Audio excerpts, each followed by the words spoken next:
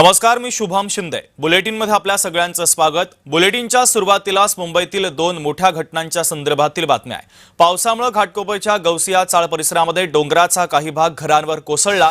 या दुर्घटनेमध्ये दोघांचा मृत्यू झालाय, तर 5 ते 6 जण ढिगाऱ्याखाली अडकल्याची माहिती आहे। मृतांचा आकडा वाढण्याची शक्यता आहे। सध्या एनडीआरएफच्या वतीने आणि पालिका प्रशासनाच्या वतीने बचाव कार्य सुरू करण्यात आले आहे। तर दुसरी घटना घडली आहे विलेपार्ले पश्चिम विभागामध्ये। येथे चर्च रोडच्या जवळ एका इमारतीच्या 12व्या मजल्याला भीषण आग लागली आहे। या घटनेमध्ये 2 जण जखमी झाल्याची प्राथमिक माहिती आहे। तर घाटकोपरमध्ये दरड कोसळल्याची दुर्घटना घडली, यामध्ये 2 जणांचा मृत्यू झालाय, तर विलेपार्लेमधील एका इमारतीला भीषण आग लागली, यामध्ये 2 जण जखमी झालेले आहेत। तर या दोन्ही घटनांच्या संदर्भातील हे अपडेट आपण पाहतोय। घाटकोपरमध्ये बचाव कार्य युद्धपातळीवर सुरू आहे, तर विलेपार्लेमध्ये इमारतीमध्ये भीषण आग लागली।